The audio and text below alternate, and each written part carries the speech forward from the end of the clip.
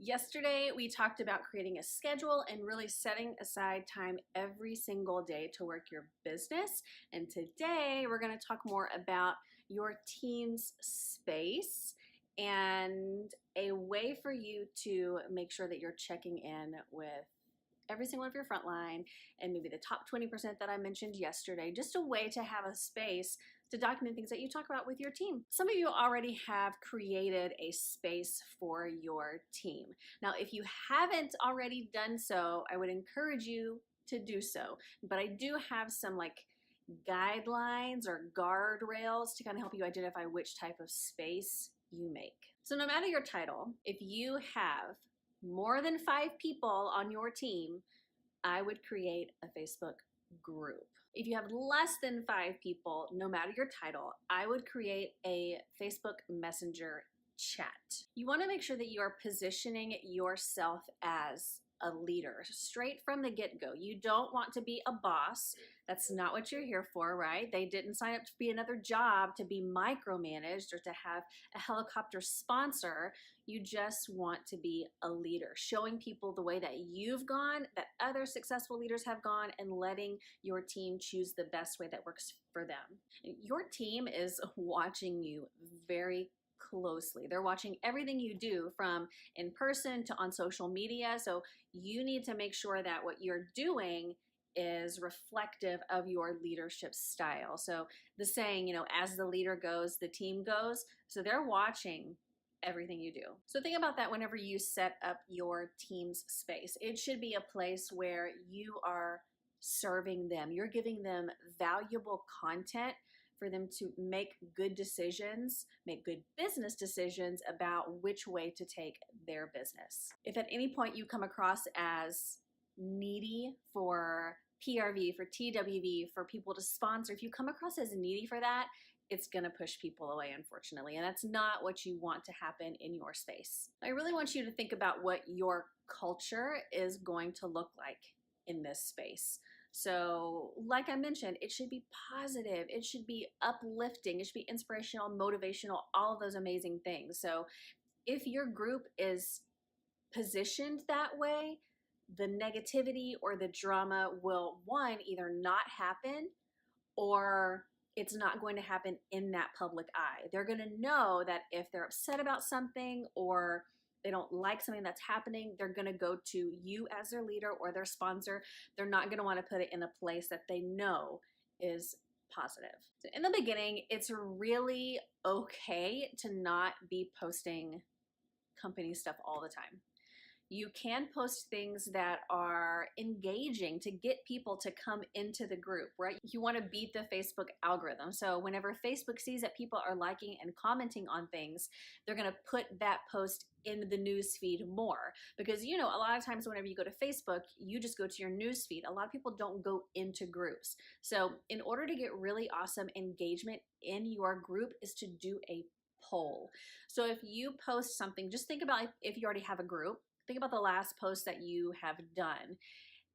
Were you asking for comments, one, or were you looking for some type of engagement? Instead of looking for that, go ahead and give them the answers that you're looking for. Yes, no, maybe, and make it a poll. People are more likely to press a button than to actually sit there and comment. Now, if you already have a space and you already have a name for your team, I would love to know what it is. But if you haven't thought of a team name, I would really encourage you to start thinking of one. So you are officially able to pick a team name once you hit director, and you can go on the business resources tab, and it's normally one of the first 5 resources, and you can see the director team names. And you can look on there and see if the name that you love or you've been thinking about has already been chosen or taken. If it hasn't, run with it. Go ahead and name your space that name.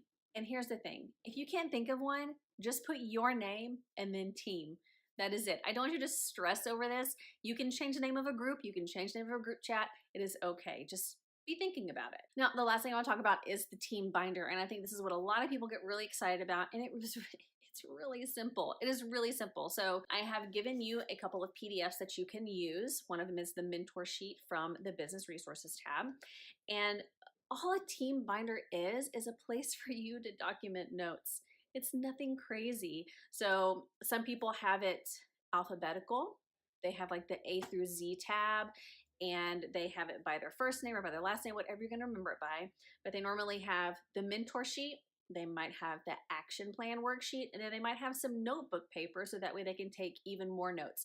And anytime you have a conversation with that team member, you just document it. Super easy. So for me, I do not have a binder. I prefer to do everything digitally, and I like the app Remember the Milk. It sounds weird. It's a grocery list app, but it's perfect. It is perfect for business, especially if you might have a larger team and it might take a little bit longer for you to set this up.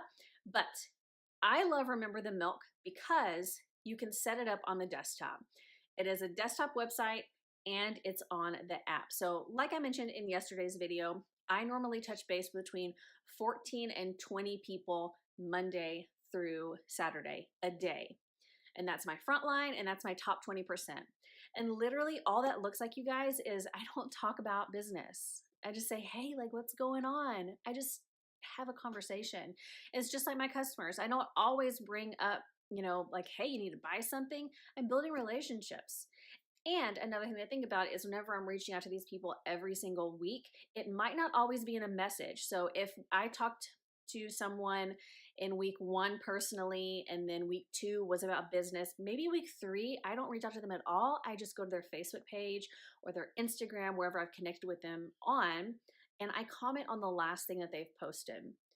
That's it. It's nothing really crazy. If someone does end up bringing up business like, hey, I'm not where I want to be, or how would I do this? If I have time right then and there, we'll chat about it one-on-one, but I try to get them on the phone because it's a lot faster. But anytime we talk about their why, or how much they want to make a month, or their kids' names, their birthdays, anything like that, I usually jot down so I know what's going on.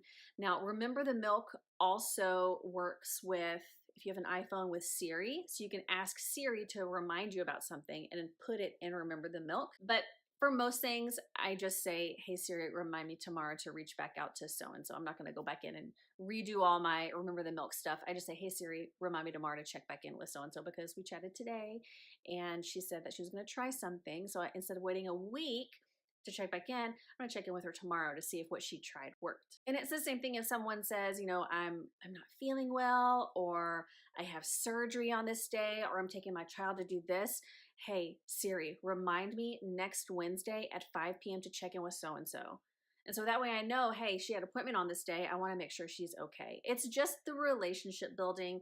It's more than just a business. And honestly, over time, once you start chatting with these people every single week, maybe in week 1, they're like, I'm good, thanks. Like, I'm good. You don't have to check in with me. So you can know that these people you'll need to check in with maybe once a month and not every week. And maybe every month isn't a check-in. Maybe the next month you just make sure you're commenting on things on their Facebook. But your team is going to let you know. They are going to set the pace of what these conversations look like. You are just making sure that you are the one who reaches out every single week or every single month, whatever works best for you. All right, so for today's assignment, you have 2 things. If you have not already created a space for your team, do that today, whether it's a group or it's a group chat. Make sure you get that done. Be thinking of a team name and name your group that, and start posting things in that group or in that group chat.